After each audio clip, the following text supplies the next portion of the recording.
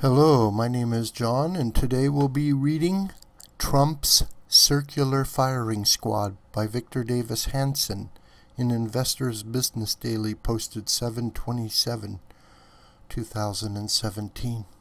Victor Davis Hanson is a classicist and historian at the Hoover Institution, Stanford University, and the author of The Second World Wars: How the First Global Conflict Was Fought and Won. The American political system has never quite seen anything like the current opposition to President Trump and his unusual reaction to it. We are no longer in the customary political landscapes, usually the out-of-power opposition. In this case, the Democratic Party offers most of the criticism and all of the alternative policies in order to win in the next election.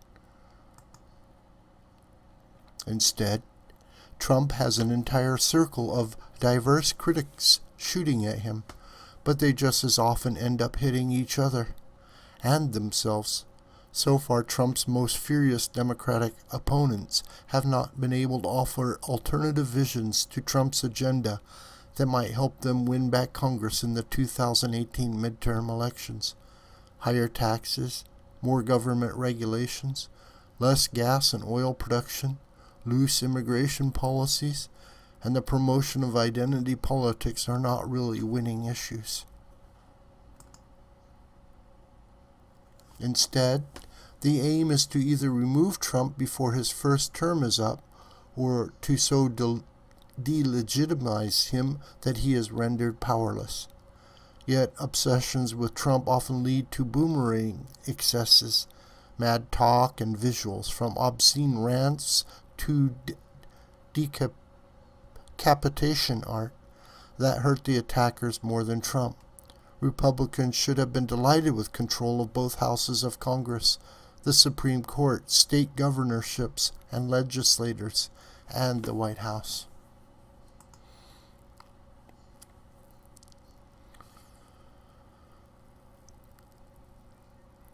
Some senators and representatives find Trump too uncouth to support his otherwise agreeable proposals, and they fear or hope that he may not finish out his term. In principle, they laud Trump's efforts to appoint strict constructionists to the federal courts, to increase oil and gas production, to reform Obamacare and the tax code, and to restore deterrence abroad. Yet the Republican-controlled Congress is nearly paralyzed. It simply cannot unite to deliver on promised major legislation. Some worry that Trump's low approval rating might hurt their own re-elections. Some are careerists who value getting along more than fighting for the White House agenda. The result is that when factions of the Republican Congress are not battling with each other, they are feuding with Democrats and often with the Trump White House. One reason Trump has been slow to make major appointments is that he cannot trust the establishment of his own party, many of whom in 2016 signed petitions declaring Trump unfit for office.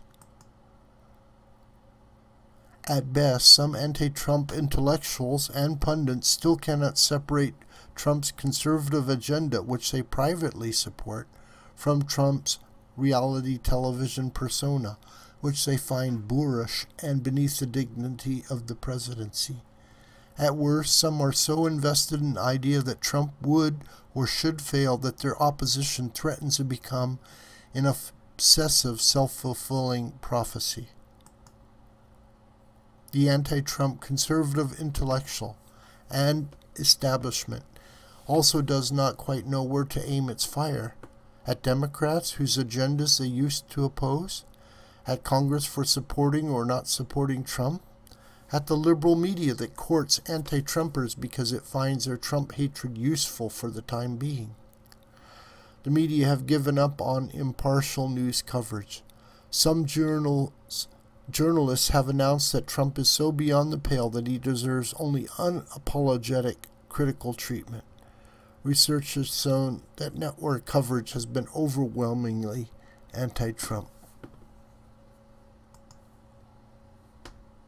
At the center of this directed fire is the flamboyant, sometimes polarizing, but usually cunning Trump. He is not a stationary target, but instead constantly ducking and weaving with a flurry of executive orders, major White House shakeups, and trips throughout Europe and the Middle East, where he often gives good speeches and sometimes is warmly greeted. Result of the circular firing squad is a crazed shootout where everyone gets hit.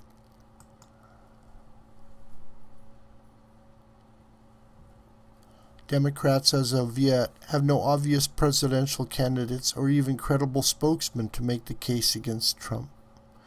If it's one thing to boast about the supposed buffoonery of Trump, but quite another to offer a candidate and an agenda that would rebuild the so-called blue wall of swing states and reverse the results of 2016.